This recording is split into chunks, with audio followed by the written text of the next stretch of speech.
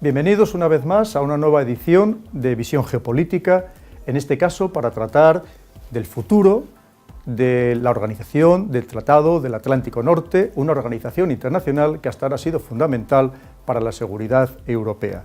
Para hablar de este tema tan importante, contamos con nosotros, como siempre, con invitados de excepción, y empezamos por el general de Brigada de Artillería, Luis Feliu. General, bienvenido, muchas gracias.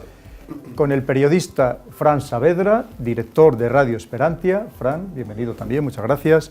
Y con quien ya conocemos, que ha participado en programas anteriores, muy exitosos, por cierto, con el periodista, ilustre periodista, José Javier Esparza, que, como todos ustedes saben, un grandísimo conocedor de todo lo que acontece en el mundo. Los próximos días 7 y 8 y 9 de julio va a tener lugar la cumbre de la Alianza Atlántica, de la OTAN, en Varsovia, en Polonia, donde se va a analizar cuál va a ser ese futuro de esta alianza, entre otras cosas, cuáles van a ser los retos de seguridad a los que va a tener que hacer frente y también, muy importante, en qué escenarios, en qué partes del mundo va a tener que hacerle frente a estas nuevas amenazas que van surgiendo en distintas partes del globo. Entonces, la primera pregunta que podemos hacer a nuestros invitados es: ¿realmente la OTAN, mi general, cree usted que sigue siendo necesaria? ¿Tiene la función que la dio origen en el año 49? Bueno, para entender la OTAN actual hay que irse ligeramente a por qué y cómo se originó y se fundó. Y es poco conocido que la Alianza Atlántica surge de una organización bastante desconocida para muchos, que es la Organización de Defensa de la Unión Occidental. ¿Y quién organizó esa Unión Occidental? Pues la organizaron en un tratado que se llama el Tratado de Dunkerque, y la organizó Francia e Inglaterra, después extendida con el Tratado de Bruselas a Bélgica, Holanda y Luxemburgo. Y ese es el origen de la alianza. Dice, pero ahí Estados Unidos no entra. Dice, no, es que no entraba. ¿Y por qué entró Estados Unidos? Porque había una amenaza que era incontrolable, ¿no? Y lo saben muy bien los países aliados que están ahora en el este de Europa, bueno, en el este de Europa, países del este, ¿no?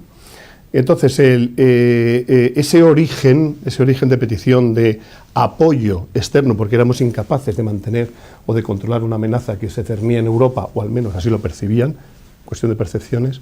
Entonces yo creo que realmente esa Organización de Defensa de la Unión Occidental, yo creo que casi rogó a Estados Unidos el que tomara parte y le presentara capacidades. ¿Qué pasa ahora?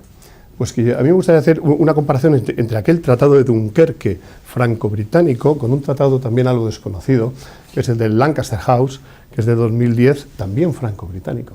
Y casualmente ese tratado es un tratado de seguridad y defensa entre estos dos países dentro del marco colectivo de la alianza. Entonces, para ver el futuro de esta alianza, que yo creo que ha citado y muy bien traído la futura cumbre, habría que citar también la cumbre de Gales, que hubo un cambio en el área geopolítica. Pero en la futura cumbre, que no por casualidad es en Varsovia, hay que pensar que yo le he llamado que es la cumbre o del renacimiento de la alianza o de la profunda transformación de la alianza. Si ese renacimiento, profunda transformación es incapaz la alianza, los países, la alianza somos todos, somos las naciones que pertenecemos a la alianza. Siempre hablamos de la alianza como algo ajeno a España. Yo soy parte de la alianza, el gobierno, el presidente del gobierno es parte del Consejo Atlántico, ¿no? Entonces, si no somos capaces de darle esa respuesta a ese renacimiento, y ya he soltado lo del Tratado de Lancaster House, pues será difícil que le encontremos respuestas. Se me ha olvidado decir que el general es un grandísimo conocedor de la OTAN, porque no en vano ha estado destinado en esta organización y además ha escrito abundantemente sobre ello. El general ha dicho una cosa muy interesante, José Javier, que es que la próxima cumbre de 1 de julio se va a realizar en Varsovia, en Polonia, y no por casualidad. De hecho, ha sido Polonia la que ha insistido para que se realizara allí esta cumbre. ¿De quién puede tener miedo Polonia para que tenga esa necesidad de ser tan amparada ahora mismo por la OTAN? Polonia ha sido despiezada a lo largo de su historia 4 veces, si no recuerdo mal, ¿no? Y puede ser perfectamente despiezada una quinta vez. El general ha dicho no una cosa muy interesante, muchas cosas muy interesantes, y algunas de ellas, desde luego, para entrar en debate, pero como esa no es la cuestión, y aquí el que manda, manda.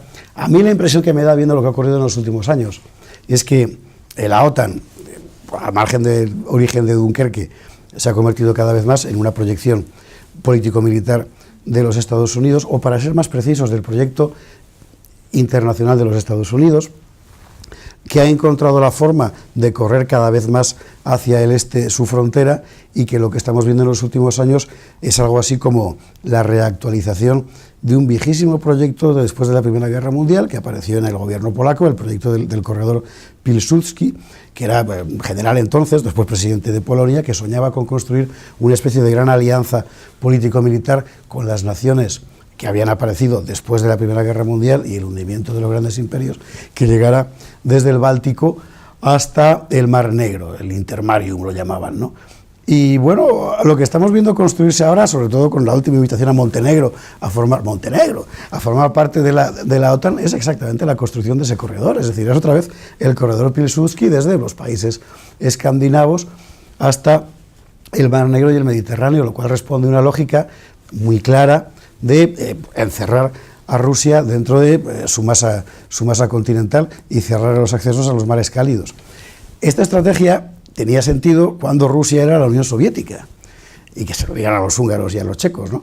Claro, el problema es que ahora no se termina mucho de ver qué sentido tiene, y por el contrario considerar, sin embargo, aliado de ese proyecto a Turquía, por ejemplo, ¿no?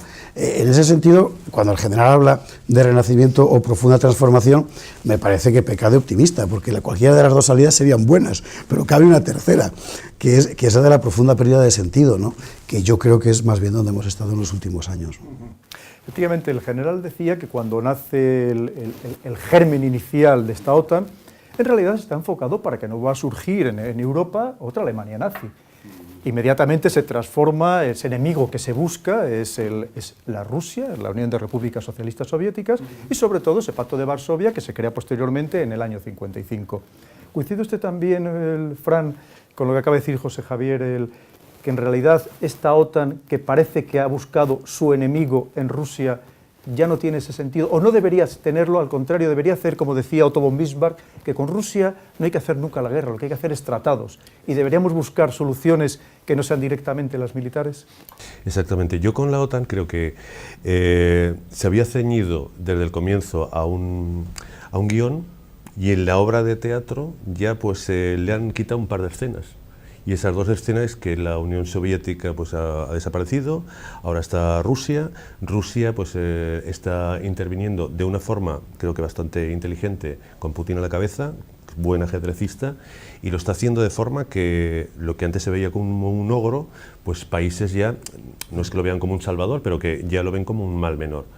Y luego pues a mí me ha llamado muchísimo la atención que cubriendo pues todos los conflictos de Oriente Medio que hemos compartido con Pedro, que siempre pues comentas con un montón de personas, periodistas, analistas, personas que investigan el tema, y me ha llamado muchísimo la atención que sobre la creación del Estado Islámico pues siempre aparecía la OTAN. ¿Quién creó el Estado Islámico? Pues unos te dicen servicios secretos israelíes y Arabia Saudí.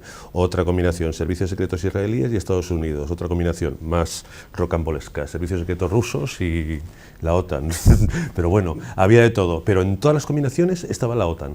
Y entonces a mí me dio por pensar, digo, pues ¿por qué la opinión pública o no sé, o el ciudadano común pues tiene a la OTAN como algo que está metido en un ajo que pues no lo tenemos muy claro, pero que tienen esa percepción? Y por ejemplo, lo que comentaba de el Pacto de Varsovia y la Unión Soviética, de verlos como ogros, ahora se ven como, pues no eran tan malos, ¿no? Algo así es la percepción que tengo yo, que es lo que estoy observando, ¿no? Mi general, efectivamente ahora la OTAN está en un periodo de expansión, quizás cometiendo algún error. Hemos de pensar que todos los imperios, y no vamos a considerar un imperio, pero podríamos asimilarlo.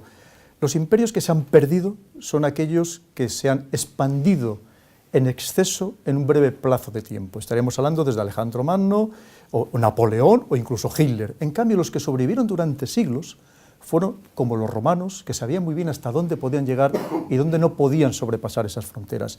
Ahora mismo, OTAN pretende incorporar, y es aprobado, a Montenegro. Es decir, un país con 622.000 habitantes y unas fuerzas armadas de 2.000 efectivos. ¿Qué significado tiene más allá de ofender a Rusia? Es una magnífica pregunta. Hay que tener en cuenta que la Alianza Atlántica, como cualquier imperio, se basaba fundamentalmente en dos cosas. Lo primero, liderazgo, y segundo, solidaridad, que tiene que ver mucho con la cohesión interna. Si analizamos el liderazgo de la Alianza Atlántica, desde el año 45, más que liderazgo fue Europa, y la Alianza vivió una especie, a partir del 49, de un protectorado norteamericano.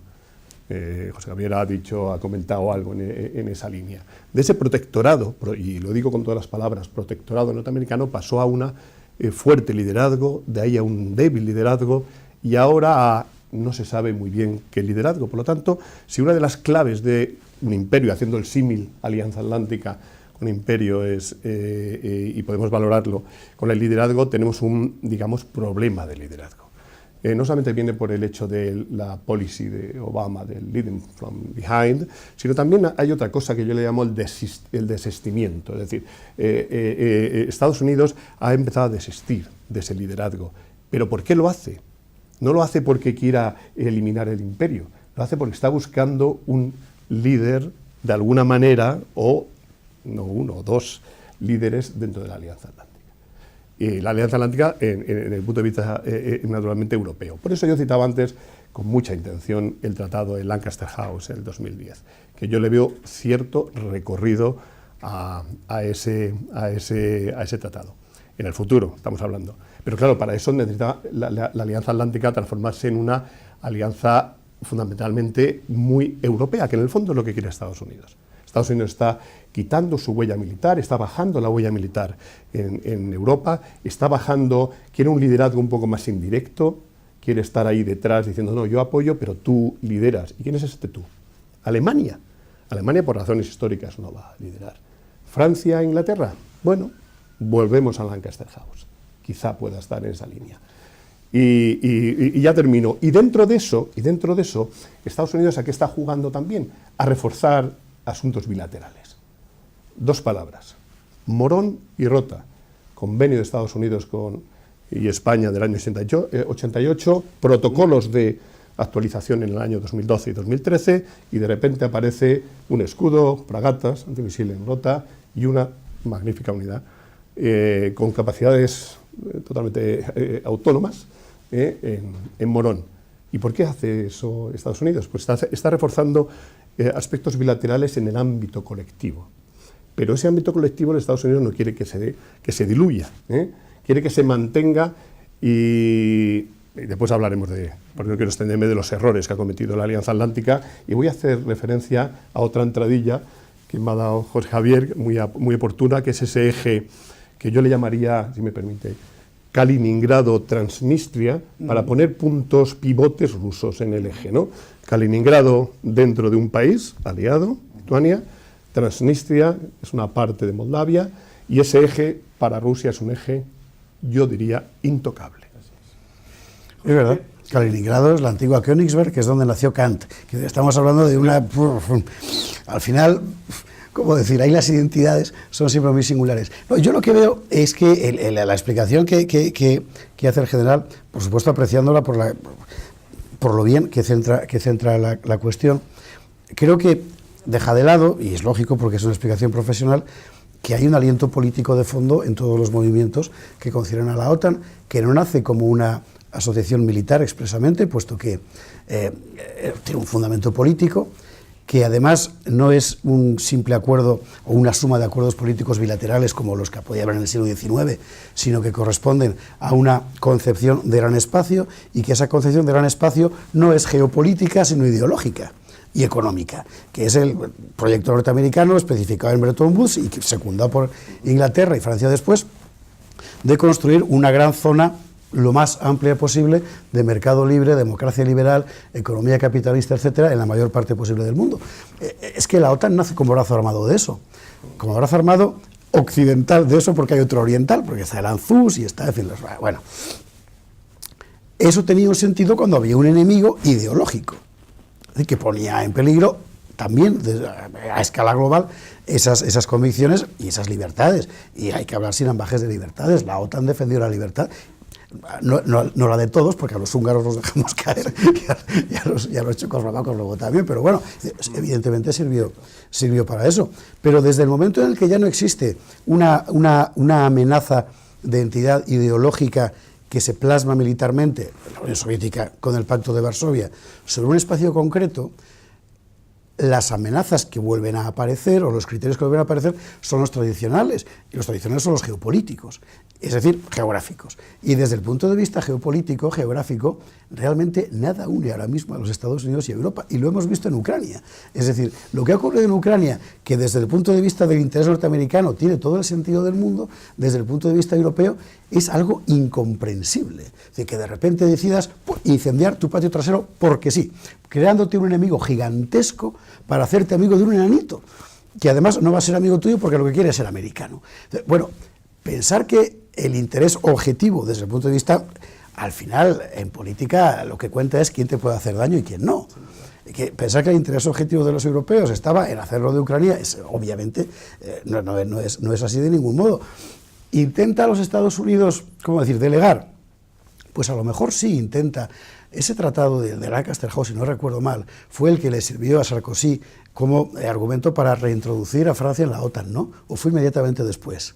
Pero era la misma 2010, la misma operación. De 2009, 2010. Y responde a un diseño estratégico que no es específicamente europeo, y ahora creo que ha quedado muy claramente de manifiesto. Entonces, desde el punto de vista de un ciudadano español común, que ha sido soldado a pie 2 años, que ha jurado una bandera de la que emanaba las Fuerzas Armadas como expresión de la comunidad política y de la ciudadanía, y por supuesto para defender la patria hasta la última gota de tu sangre y todas esas cosas, y además muy orgulloso de ello, es absolutamente incomprensible que mis misiles Patriot tengan que marcharse a Turquía para combatir supuestamente un Estado Islámico que no tiene nada a lo que derribar con misiles Patriot, y de mi suelo desaparecen, mientras por el contrario cojo el suelo de Morón y se lo doy sine die para siempre a los americanos para protegerme de un enemigo al que no conozco, y que en las siguientes maniobras que hace la OTAN resulta que es un enemigo africano, como ha pasado en la Trident Juncture. Es incomprensible. Es decir, es tan incomprensible el diseño, insisto, político, no militar, también de que se haya derivado de la OTAN, que solo puedes pensar que responde a una voluntad política ajena, que no es la de los propios protagonistas menores, chiquitines, nosotros, de la alianza, ¿no? Claro. Aprovechando todo lo que usted ha dicho y también enlazando con lo que ha dicho el general José Javier, me va a permitir que le abunde un poco en un tema que me parece muy interesante. El general ha hablado de que en cierto modo era un protectorado lo que Estados Unidos ejercía en Europa al principio. Pero es que a mí me da la impresión de que ese protectorado lo que ha impedido es que la Unión Europea se haya hecho adulta, que siga siendo infantil en el campo de la seguridad y la defensa. ¿Por qué hemos descansado tanto en esta OTAN, que recordemos, que el 70% de los 400.000 millones de dólares que cuesta anualmente la OTAN lo aporta Estados Unidos, y el que aporta el dinero es el que manda?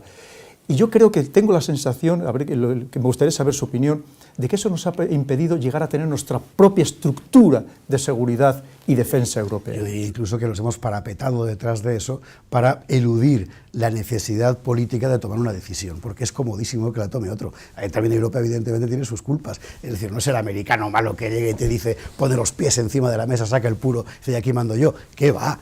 A los países europeos, que son países con una demografía cansadísima, hartos de guerra, con 50 años consecutivos de propaganda culpabilizadora de sí mismos, les ha venido fenomenal tener a alguien más grande que diga, dejad de hacer la historia, ya la voy a hacer yo.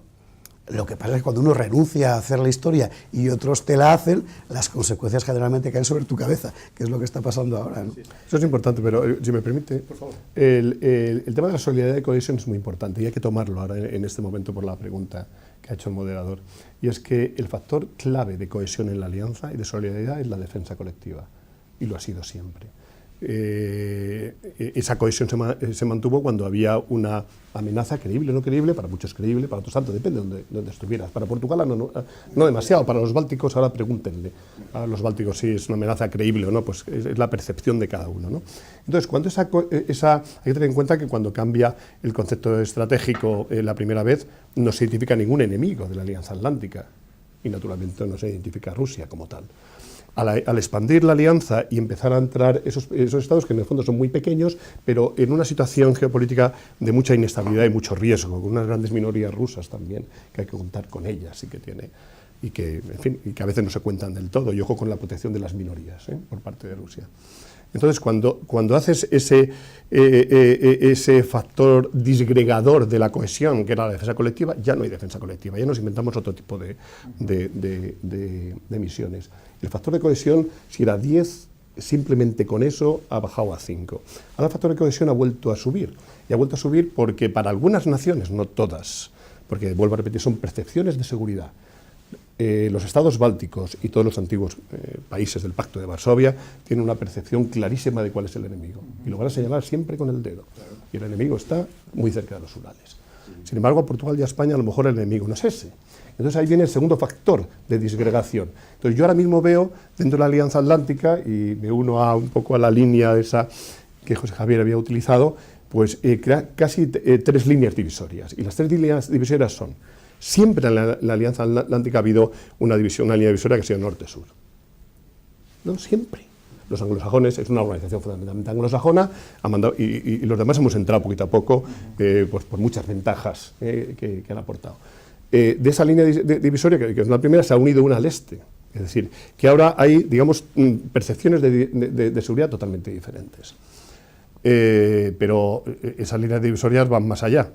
Y es que si para nosotros, y digo España, los países que le llaman MENA, o sea, en Oriente Medio y Norte de África, son realmente los que nos preocupan y quizás nos deben preocupar en el futuro, para los países del este y algunos nórdicos los MENA no existen, y no existían antes de Gales. No existían antes de Gales. Y la amenaza está en el otro lado. Problema, que es lo que yo indico algunas veces, ¿no?, que deja a algunos analistas un poco desconcertados, es que para solucionar la amenaza de Norte de África y Oriente Medio necesitamos contar con el otro enemigo. Claro. Sin Rusia, sin Estados Unidos no sé si habrá seguridad en Europa, pero sin contar con Rusia no va a haber seguridad en Europa. ¿No va a haber seguridad? Entonces yo hablaba al principio, y no lo mencioné, que en ese renacimiento, transformación, se basa en 2 cosas que pueden ser polémicas, lo que voy a decir. Primero, si OTAN está en el centro, esa OTAN más europea, que yo sigo forzando en esa línea o insistiendo en esa línea, necesitamos un nuevo contrato, y yo utilizo la palabra contrato con Estados Unidos. De momento no tenemos ni contrato. De momento no tenemos ni contrato. Necesitamos un nuevo contrato. Y hacia el otro lado necesitamos una nueva asociación estratégica con Rusia. Y para hacer una asociación estratégica con Rusia hay que aplicar una fórmula que es desde tiempo de Alejandro Magno. La mejor forma de proteger mi seguridad es ayudar a los otros a proteger la suya.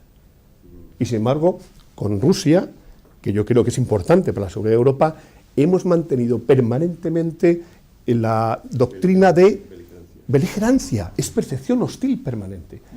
Una sola percepción hostil de Rusia, me gustaría escucharla, de algún medio de comunicación occidental o de algún político o gobierno oriental. Percepción hostil permanente en todo. Y entonces, claro, yo de repente me pongo en el lado ruso. Vamos a tener algo de empatía y vamos a colocarnos el gorro ruso. Y yo me siento así y digo, es que yo haría lo mismo que Putin. Acabo de poner un ejemplo un poco dramático, ¿no? Pero es así. Es decir, vamos a entender también que la seguridad suya y la nuestra no está dividida, no suma cero. La seguridad suya y la nuestra están interconectadas. Y si no conectamos con ellos, y la única forma de conectar con ellos es tener cierta fuerza. Individualmente en Europa no somos nada, somos un apéndice de Asia. Europa es un pequeño, pero cuando uno se separa de la Tierra es un minúsculo apéndice de todo el continente euroasiático. No, eso no somos nada. Pero creo que la percepción está cambiando ya, lo que estamos viendo en el norte de Siria, lo que hemos visto, por ejemplo, en Libia, menos, y bueno, yo recuerdo que a principios del año 2015 pues era impensable que Rusia pues se planteara la posibilidad de entrar en Siria y que Estados Unidos pues le permitiera y sus aliados pues entrar en Siria. Ha entrado perfectamente en Siria, ahora hay acuerdos para ponerse de acuerdo, valga la redundancia, con Israel, que también es curioso, para bombardear a Hezbollah en Siria. Hay acuerdos con la, no sería exactamente la OTAN, pero los países pertenecientes todos a la OTAN que están bombardeando en Siria para coordinar operaciones, que allí pues da la impresión de que es un enjambre de abejas todos volando, pues no hay ningún problema, hay coordinación entre miembros de la OTAN y Rusia, y no hay ningún problema. Y además incluso pues en Ucrania, pues yo veo que Ayer o anteayer, creo que eran, no sé si 2 brigadas o 2 regimientos de Ucrania, los enviaron a Kamyshli, que es la capital del cantón más al este de Rojava, el Kurdistán sirio. Si los rusos tuvieran mucho, no sé, miramiento de decir, pues mira que nos van a atacar aquí, pues no hubieran movido esas piezas y además no las han sustituido en Ucrania. Entonces, que lo veo bastante normal. Entonces yo ahora mismo veo que no es que hayan firmado totalmente la paz y han dicho, mira, a partir de aquí enterramos el hacha de guerra, Rusia y la OTAN, sino que hay acercamiento de posiciones y que cada vez pues vamos a ver, no voy a decir actuaciones conjuntas como podría verse ahora mismo en Siria, pero que considerarse uno a otro enemigo, que ya no lo veo tan cerca, ¿no? Mi general, has dicho cosas interesantísimas con las que estoy plenamente de acuerdo. Usted ha dicho que uno de los pilares ha sido y debe seguir siendo esa defensa colectiva. Es decir, que cualquier país que se sienta atacado, los demás tienen la obligación de reaccionar, cada uno con sus medios y con sus posibilidades de reaccionar en defensa de ese país atacado. ¿Qué pasaría con Ceuta y Melilla? Se lo comento porque en los últimos 10 días el Estado Islámico, el Daesh, ha insistido hasta la saciedad en una serie de zonas europeas, pero principalmente españolas, Córdoba, Granada, ha mencionado hasta Sevilla, pero dice que va a empezar esa conquista de ese Al-Ándalus y ha insistido por Ceuta y Melilla. ¿Cómo cree usted que debería reaccionar la OTAN, teniendo en cuenta que en el artículo 6 Ceuta y Melilla están en principio excluidas de esa defensa colectiva? Eso es cierto, cogiendo el Tratado del Atlántico Norte en su espíritu y particularmente en el área que describe el artículo 4 como área del Tratado del Atlántico, naturalmente las Islas Canarias y cualquier otra isla que pertenezca a un país aliado al norte del Ecuador, siempre que no esté pegada, bueno, incluso las que están pegadas, es decir, que los archipiélagos, bueno, el Peñón de Vélez y las Islas Chafarinas y demás, que están también muy cerca de la costa, son plenamente la alianza. ¿Qué pasa con Ceuta y Melilla? Que legalmente, vamos a hablar de legalidad, no están incluidas dentro del tratado, pero eso no quiere decir que no sean parte de uno de los aliados. España, si hubiera algún problema en Ceuta y Melilla, podría activar el artículo 5, como han hecho otras naciones, por ejemplo Turquía o incluso Estados Unidos, cuando pasó lo del 11 de septiembre, el ataque del 11 de septiembre. ¿Podría activar el artículo 5 formalmente? La respuesta es no. Pero hay un artículo más potente que el 5, sobre todo cuando se diluye la defensa colectiva, que es el artículo 5, que es en el que entran todo el resto de las misiones, que es el artículo 6, que es el artículo de las consultas. Cualquier nación aliada que se vea amenazada en uno de sus intereses, sea o no dentro del tratado, lo puede poner encima de la mesa del Consejo Atlántico. Y las naciones en el Consejo Atlántico, todas y cada una son soberanas y en conjunto como Consejo para decidir las acciones que tengan lugar.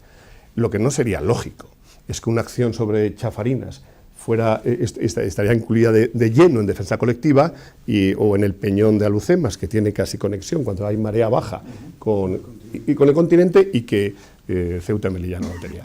En mi opinión, el Consejo Atlántico atendería las preocupaciones de defensa.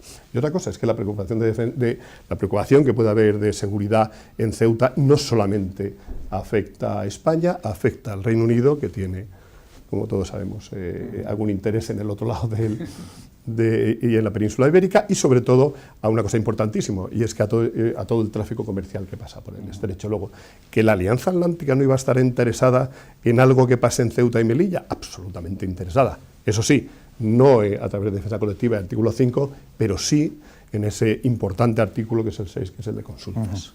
José Javier, usted que es un gran experto en Oriente Próximo y en Oriente Lejano, y más concretamente en el Mar del Sur de China, en esta nueva OTAN, lo que se pretende tratar en esta cumbre de Varsovia, es precisamente que cualquier amenaza en cualquier lugar del mundo puede repercutir en la seguridad de los Estados miembros de la Alianza y, por tanto, la Alianza puede actuar en esos escenarios. Ya se está hablando que se está creando una mini-OTAN en esa parte del mundo, en ese extremo oriente, entre Japón, India, Nueva Zelanda y Australia. ¿Cree usted que eso puede ser la simiente de una participación más activa de la OTAN, que incorpore esa mini-OTAN y efectivamente actúe en todo ese escenario, y en este caso contra otro adversario muy grande, muy fuerte, muy potente, que algunos creen que es el futuro adversario militar de verdad, que es China? Claro, es que tiene, da la impresión de que tiene por objetivo eso. Y al final, lo que encontramos es que todos estos movimientos responden a una gran dinámica, que por otra parte es una gran dinámica histórica, que lleva lleva siglos funcionando, que es la construcción de, bueno, es el sueño moderno desde el siglo XVIII, de un gran espacio, desde la paz perpetua de Kant. Se trataba de acabar con el imperio austrohúngaro para construir un gran mundo cosmopolita donde primara la razón y la libertad individual y la ilustración, y cuyo avatar contemporáneo son los Estados Unidos, que desde tiempos de John Quincy Adams se identifica además, ellos se consideran la nación moral por excelencia, de quienes deben materializar ese objetivo. Y la materialización de ese objetivo pasa fundamentalmente por el comercio, por razones geopolíticas obvias, y es que Estados Unidos es una gran isla central. Es el centro. Claro, los chinos se consideran a sí mismos el imperio del centro, pero es una visión terrestre. Si tienes una visión marítima, no, el centro no es el imperio continental, es la isla, la gran isla que son los Estados Unidos. Y vista la cuestión de la OTAN desde los dos lados, teniendo en cuenta que Colombia está en Colombia para entrar también en la OTAN, cosa que con frecuencia se nos olvida. Y ellos, claro, ellos están además con Venezuela al lado, con más razón. Da la impresión de que lo que se está dibujando es eso, es decir, al final es el proyecto de Roosevelt, del One World, del único mundo, organizado en torno a instituciones, bueno, el Estado mundial que decía Kant, con un gendarme máximo, que es la nación moral por excelencia, es decir, los Estados Unidos, y todos los que además hemos abrazado esas ideas ilustradas de democracia liberal, economía de mercado, etcétera. Y eso parecía bastante factible antes de la gran crisis financiera mundial. Y al día siguiente de la gran crisis financiera mundial dejó de parecer factible. Y fue a ocurrir la crisis y Rusia y China salirse y anunciar que iban a montar un fondo monetario propio al margen del FMI. E inmediatamente estalló lo de Ucrania. Y a partir de ese momento Rusia y China se convierten súbitamente en enemigos de verdad. Claro, militares ¿de quién? Solo de ese proyecto. Es decir, España como nación, si todavía se puede hablar de eso sin que nos metan en la cárcel, no puede ver a Rusia o a China como enemigos nacionales. Pero es que Europa como unión no tiene ningún sentido. Pero es que efectivamente somos, viendo el mapa del apéndice de la península euroasiática, somos nada. Somos nada, somos la mayor concentración de población técnicamente cualificada del planeta. Claro, exactamente. Y somos la mayor concentración de industria de transformación del planeta, más incluso que los Estados Unidos. Claro, entonces pensar que un territorio contiguo al nuestro, que tiene exactamente lo que nosotros necesitamos, es decir, materias primas y espacio, es nuestro enemigo, sencillamente es que no es racional. Entonces, por muchas vueltas que le des, no es racional. Hablaba el general, y me parece que es una perspectiva francamente interesante, de la cuestión de la Asociación para la Defensa. Lo único malo es que eso solo funciona si se señala a un enemigo, y ese solo puede ser China. Absolutamente. No cabe otro, claro. No quería decirlo, pero absolutamente. Claro. Paso con Fran. Usted que es un gran experto en la zona de Siria, allí está actuando en Siria e Irak una coalición internacional liderada por Estados Unidos, donde, no nos engañemos, los principales actores pues son, además de Estados Unidos, pues el Reino Unido y Francia. Por otro lado, Francia está actuando también de modo unilateral, es decir, al final están actuando los que significan casi el 90% de la OTAN, por lo menos en cuestión de medios y de aportación económica. Entonces, ¿no debería en ese escenario ser más sencillo que actuara la OTAN? ¿Por qué no actúa allí la OTAN? Sería más lógico, además, si añadimos a Turquía, que está también ahí metida, pero bueno, Turquía no sé si meterlo entre los amigos o los enemigos, porque bueno, se está metiendo en demasiados charcos y además lo último que conocemos ahora de estos días es que han desminado la zona que previamente habían minado. Entonces se supone, invita a pensar que lo han desminado para que tropas amigas atraviesen esa zona, o sea que lógicamente serían tropas turcas, pero bueno, ya Rusia le ha advertido que no. Lo lógico sería pues que estuviera en una coalición, que esa coalición ya existe, es la OTAN, y que todos pues más o menos estuvieran actuando de forma conjunta. Pero por ejemplo vemos el portaaviones Charles de Gaulle, que dice, después de los atentados en París, dijo, Hollande, vamos a atacar Raqqa. Pues estuvieron 3 días atacando Raqqa y después el portaaviones se marchó al Golfo Pérsico, que está a 2.000 kilómetros en Raqqa, a no ser que quieran que tengan un montón de petróleo y quieran gastarlo, pues una tontería si quieres bombardear desde el Golfo Pérsico Raqqa, porque desde el Mediterráneo tienes mucho más cerca. Y luego también me llama mucho la atención, hablan de atacar el norte de África o de acabar con lo que es la crisis de Libia, y el otro día pues me sorprendió. Resulta que está por allí Francia en Mali y no sé, una cosa sorprendente, sin que tuviera ninguna misión, pero hubo unos atentados, se prendieron fuego a plataformas petrolíferas ahí en Libia, y un avión que estaba en Mali, pues fue a bombardear al Estado Islámico y volvió y no ha vuelto a hacerlo. O sea que veo mucha descoordinación y lo lógico sería eso, pues mira, vamos a coordinarnos todos, incluso con Rusia, porque Rusia está también contra el Estado Islámico, contra los terroristas, contra lo que está ocurriendo, porque ahora nos vamos a encontrar en los próximos días, están a 5 kilómetros o 6 los kurdos al frente de las SDF, Syrian Democratic Forces, que están a 5 kilómetros de Manbij, una ciudad clave en el norte de Siria, en el norte de Alepo, y el ejército sirio está como a 20 kilómetros al oeste, otra localidad clave que es Al-Bab. Una vez que tomen esas dos localidades, la frontera está a 20 kilómetros. Y Turquía sigue insistiendo en crear una zona no-fly zone, una zona donde más o menos pues, no se bombardee, pues se proteja y tal, pero que si tardan mucho no les va a quedar zona para proteger, porque van a llegar al ejército sirio. Mi general, muy interesante. Frana ha dicho un nombre también muy interesante, que es Libia. Ayer parece ser que finalmente se ha alcanzado un acuerdo entre esos dos gobiernos, el de Bengasi y Trípoli, para llegar a un camino común, y ese camino común pudiera ser el siguiente paso, que es lo que se está esperando desde hace meses, de una intervención internacional contra esos terroristas que actúan, o yihadistas que actúan en este escenario tan importante para el sur de Europa especialmente y para España en concreto. ¿Cree usted que la OTAN va a ser nuevamente la que actúe en ese escenario, o cree usted que la OTAN debería ser la que actuara en ese escenario? La OTAN naturalmente tiene la capacidad de coordinación y de aunar esfuerzos para actuar en ese escenario sin ningún problema.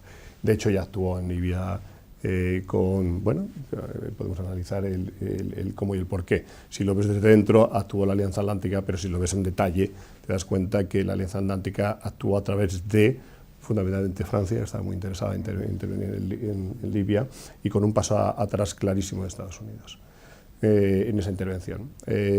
Podemos hablar si esa intervención fue positiva o negativa, eso sería objeto de otro debate, ¿no? Pero esa intervención no fue, entre comillas, digamos, para la Alianza, un análisis desde el punto de vista satisfactorio, ¿no? Ni cómo se desarrolló, ni cómo, y sobre todo cómo fueron los resultados. Ha citado el asunto de Mali, y solamente un inciso. Mali es un problema de la Alianza Atlántica, podía serlo, es la vecindad ampliada, todo lo que pasa allí al final nos va a rebotar a países aliados. ¿Quién intervino en Mali? Francia lo intentó, que fuera la Alianza Atlántica. ¿Fue la Alianza? No fue. ¿Fue Francia? Sí, y después con bastante apoyo de España, por cierto, y sigue estando España en Mali. ¿Y cómo se trasladaron? ¿Tenía medio de transporte estratégico Francia? No. ¿Quién se lo dio? Estados Unidos. Ojo, porque Hillary Clinton insistió, y digo bien la palabra insistir, ante seguramente el presidente, para que, que no es un asunto francés, que es un asunto de la alianza, por lo menos tenemos que mostrar cierta solidaridad, y de ahí surgió el apoyo estratégico de los aviones de los C-7 o los C-17 americanos para trasladar. En Libia, pues va a pasar exactamente lo mismo. Depende de la percepción que tenga el Consejo Atlántico, es decir, las naciones. Si el Consejo Atlántico percibe con que Libia no es un asunto de interés particular de Francia, como lo fue en la primera operación, sino que es un asunto serio, hay que sacar adelante ese país. Libia está muy cerca de Túnez, y Túnez está, por ahí establecida, con cierto equilibrio absolutamente inestable. A Túnez se le da sin golpecito y tenemos otro lío, y es lo más estable que tenemos en Norte de África. Nos interesa que Libia establezca un acuerdo entre las dos partes, y para ello hay que quitar o limitar la influencia que tienen los terroristas, absolutamente. que el Consejo Atlántico tendría que hacerlo, absolutamente. El problema es que es muy fácil decir así con la cabeza. Y cuando dicen, vamos a hacerlo, y todo el mundo dice, no, hay que hacerlo y tal. Dice, ¿y quién va a poner? Y todo el mundo hace así. Oye, mira, espera un momento que me están llamando, ¿no? Y tal, porque lo del poner, el poner ya es una palabra que ya es complicadísima en la Alianza Atlántica.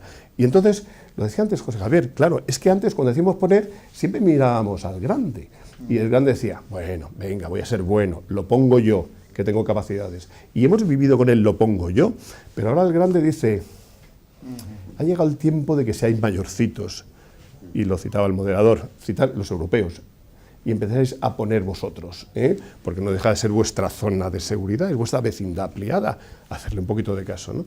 Entonces, ¿qué va a pasar con Libia? Ya quisiera yo que los europeos estuvieran unidos en el sentido de decir, vamos a ayudar a Libia, ya que metimos la pata, y me permite la licencia, metimos la pata en la primera acción de la alianza en Libia, por otras razones, vamos a tratar de enmendar aquel error y vamos a intentar ayudarlo. Y yo lo haría, y políticamente se entiende, y geopolíticamente se entiende, y por muchas razones se entiende.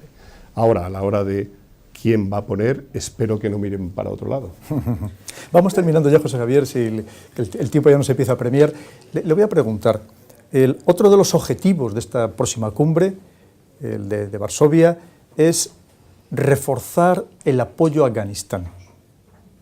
¿Significa eso que la misión de ISAF al final no fue todo lo exitosa que debería haber sido para una organización tan potente como la OTAN, teniendo en cuenta que hace menos de un año Estados Unidos sacó a los talibán de la lista de organizaciones terroristas y actualmente se está negociando con ellos, con 5 países poderosísimos, porque saben que al final hay que repartirles el poder o repartirles territorio y poder a los talibán si se quiere alcanzar alguna paz? Entonces, ¿cómo puede reforzar la OTAN la seguridad actualmente de Afganistán?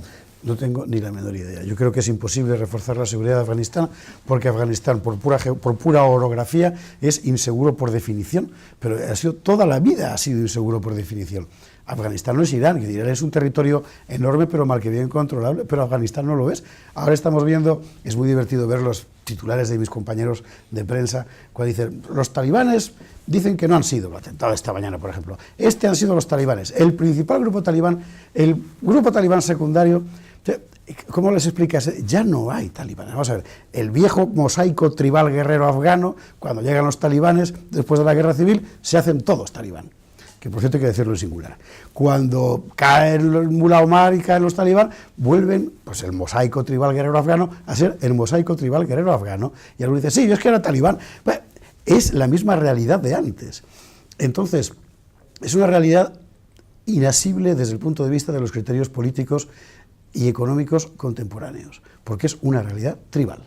Entonces, realmente, si no me equivoco, lo que se ha conseguido hacer, que es una gran carretera en cuyo interior mal que bien hay paz y el resto explota de vez en cuando, es lo único que se va a poder conseguir, salvo que lleves 250.000 hombres a controlar un territorio donde va a estar lleno de enemigos siempre. Yo siempre cuento con el tema afgano una cosa que me contó un amigo, teniente de la Legión Extranjera Francesa, que estuvo operando en una zona del noreste de Afganistán, y me decía que llegaron a un pueblo y que trató de explicarles a su gente, vamos a ver, vamos a un pueblo en el que no hay talibanes, son amigos, también son amigos de los talibanes. Y sus legionarios le miraban, entonces ¿a quién disparamos? Pues aún no lo sabemos. Que es un poco, por cierto, lo de Libia. Cuando ha sacado el general el asunto me acordé cuando la señora Mogherini apareció toda rutilante, preciosa, en rueda de prensa, elegantísima ella, diciendo, hemos ordenado al mando militar de la Unión Europea que actúe contra las mafias del tráfico humano. Y esa misma noche preguntó el mando militar, cuyo nombre oficial no recuerdo, de la Unión Europea, bueno, ¿y a quién tenemos que disparar? No les contestaron jamás. O sea, hay decisiones que políticamente no se pueden tomar, aunque militarmente sean factibles, porque hay que estar allí y ponerse a negociar. Bueno, la de Afganistán, como la de Libia, por cierto, es una de esas situaciones. Hay tantos agentes que, y yo sé que esto es un poco salvaje, pero es así de toda la vida de Dios. O los dominas a todos, o mejor retírate. Así es. Mi general, ya luego la última pregunta a usted, si me lo permite, que era el título de este programa. Al final, la OTAN, ¿para qué y contra quién? Quiero decir, si usted fuera, y además usted conoce muy bien la organización desde dentro, si usted fuera ahora mismo el que tuviera la capacidad de adoptar la última decisión sobre el futuro de la OTAN, ¿qué misiones cree usted que de verdad debería llevar a cabo? ¿En qué escenarios? ¿Y exactamente contra quién? Que a lo mejor es el terrorismo. Es decir, ¿qué opina usted, mi general? Sí, yo creo que es la pregunta que se están haciendo los líderes también, que se van a reunir dentro de poco en Varsovia. Y se tienen que responder a esa pregunta, pero no como yo, que puedo opinar aquí, pero ellos con capacidad de decisión. Lo que digan es lo que va a aparecer en el contexto estratégico y va a ser importante al final. ¿Contra quién? Yo creo que la Alianza Atlántica, si vamos al Consejo Atlántico, está contra nadie. Esa es la respuesta que dará colectivamente la Alianza Atlántica. ¿Contra quién? Contra nadie. Y algunos le dirán, bueno, sí, pero tampoco contra Rusia, y volvemos a lo de antes, las percepciones. Entonces saldrá alguno con el dedito diciendo, bueno, ponte en mi caso, ponte en mi lugar y ya verás cómo no. Bien, pero básicamente, como organización colectiva, la respuesta va a ser contra nadie y así va a ser, políticamente. Es una organización política, lo ha citado José Javier. La OTAN como tal desaparece y se mantiene el Tratado de Washington, que es una alianza colectiva entre naciones. Y la organización es una organización militar y demás cosas, hay agencias, que da forma a la parte, digamos, de defensa colectiva que tiene la alianza. Luego, ojo con el Tratado del Atlántico, que tiene un poder político increíble al margen de que pueda haber una organización militar debajo. A lo que iba, enemigo no va a estar identificado y mi opinión la he expresado antes en esa ecuación, ¿no?, de nuevo contrato y nueva asociación. Y sin eso no va a funcionar. Y por lo tanto, esa es mi ecuación con una OTAN muy robusta desde el punto de vista europeo. Y para eso los europeos tienen que ser mayores. ¿Con qué? Eso hablando de lo menos. ¿Para qué? Una pregunta interesante, pero había que decir a lo mejor a los que nos están viendo, ¿no? Bueno, pues la Alianza Atlántica ha proporcionado, de verdad, 65 años de paz, estabilidad, seguridad y libertad en un continente que yo no le llamé así, pero alguien le llamó el continente salvaje. Continente salvaje pues se dio 5 siglos matándose y particularmente en el siglo XX disfrutaron, ¿no?, por ello no tuve parte, pero disfrutaron a mansalva matándose los europeos de una forma exagerada. Quiero decir que continente salvaje, ese continente salvaje de repente pasó a ser un remanso de paz con sus limitaciones, y José Javier lo decía, con una exportación de valores, una exportación de conocimiento, una exportación de tecnología, un pequeño apéndice de Asia, pero exportando de todo, exportando hasta el sistema de la Unión Europea legal se exporta a otros, incluso naciones individuales, ¿no? Entonces, bueno, pues eso es lo que ha hecho la Alianza Atlántica, ha permitido 65 años, ya casi jubilado, ¿no?, 65 de plata y estabilidad. Bueno, pues hay que ver que nuestros abuelos y bisabuelos vivieron otro tipo de Europa, ¿no? Y quizá pues eso sea un motivo suficiente para decir, oye, vamos a permitir que sigamos, no vaya a ser que quitemos algo que funciona, una organización exitosa, que tiene lista de espera para entrar. Ojo con la lista de espera, que ya se me ha notado rápidamente cuál es mi opinión sobre ella, ¿no? De forma indirecta. Tiene sus peligros, el imperio empieza a abrirse, el liderazgo no existe, solidaridad tampoco, el imperio, como todos los anteriores, cae. Entonces, ¿que tiene un valor añadido extraordinario? Para la misma Europa lo tiene. ¿Y por qué? Porque va a seguir proporcionando un elemento de seguridad para permitir que Europa siga siendo algo. Si Europa quiere ser un actor internacional creíble en seguridad y defensa, que de momento no lo es, a la vista de las dos potencias revisionistas que antes han mencionado, para mí las dos potencias revisionistas son Rusia y China. Están diciendo, yo también soy. Antes eras tú solo y ahora quiero ser yo también. Pues si quiere Europa tener un arte y parte en eso, pues tendrá que asumir unas responsabilidades para ser actor estratégico dentro, en mi opinión, de la Alianza Atlántica. Una Alianza Atlántica mucho más europea. Y en eso respondo el para qué y contra quién. Vale. Pues muchísimas gracias, mi general. Efectivamente, coincido con el general, y lo único que pedimos a todos nuestros líderes, ya para terminar el programa, europeos, es que no conviertan esta alianza, que efectivamente nos ha proporcionado más de 65 años de estabilidad y de seguridad en Europa, en un factor de inestabilidad o de inseguridad, precisamente a lo mejor por adoptar medidas que no son las más adecuadas. Mi general, muchísimas gracias. José Javier, muchísimas gracias. Fran, muchísimas gracias. Y a todos ustedes también, muy agradecido por toda la cantidad de visionados que estamos teniendo y sobre todo por el éxito creciente de manera exponencial de todos aquellos que nos escuchan a través de los podcasts. Muchísimas gracias a todos.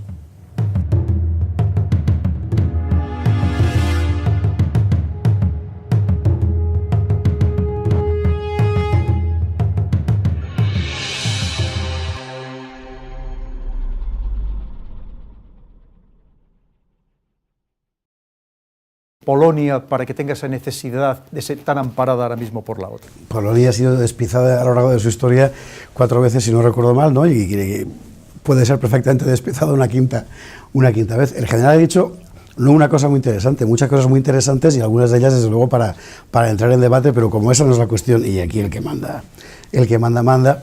A mí la impresión que me da viendo lo que ha ocurrido en los últimos años es que la OTAN, al margen del origen de Dunkerque, se ha convertido cada vez más en una proyección político-militar de los Estados Unidos, o para ser más precisos, del proyecto internacional de los Estados Unidos, que ha encontrado la forma de correr cada vez más hacia el este su frontera, y que lo que estamos viendo en los últimos años es algo así como la reactualización de un viejísimo proyecto de después de la Primera Guerra Mundial, que apareció en el gobierno polaco, el proyecto del corredor Pilsudski, que era general entonces, después presidente de Polonia, que soñaba con construir una especie de gran alianza político-militar con las naciones que habían aparecido después de la Primera Guerra Mundial y el hundimiento de los grandes imperios, que llegara desde el Báltico hasta el Mar Negro, el Intermarium lo llamaban, ¿no?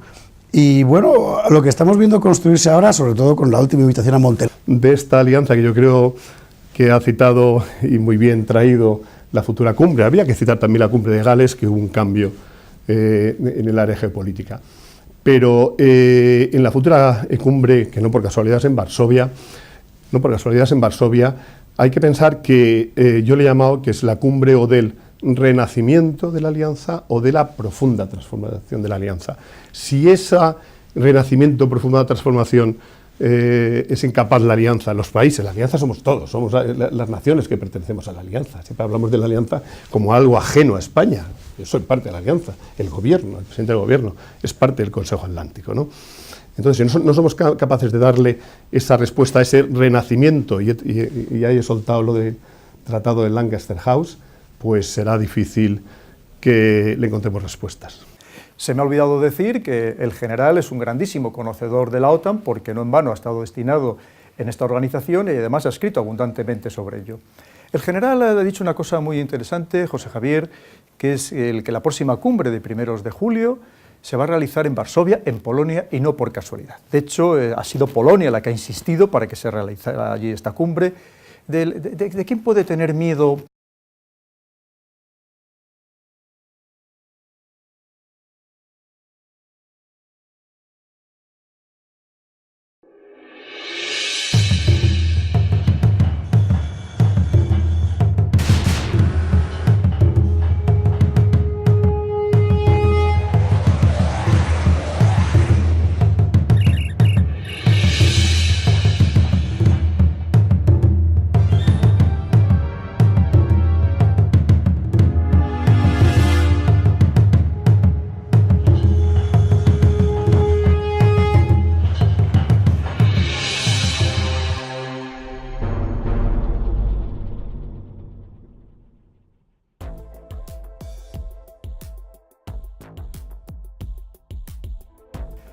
Bienvenidos una vez más a una nueva edición de Visión Geopolítica, en este caso para tratar del futuro de la organización del Tratado del Atlántico Norte, una organización internacional que hasta ahora ha sido fundamental para la seguridad europea.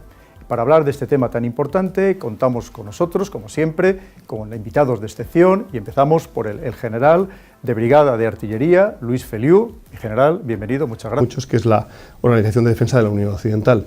¿Y quién organizó esa Unión Occidental?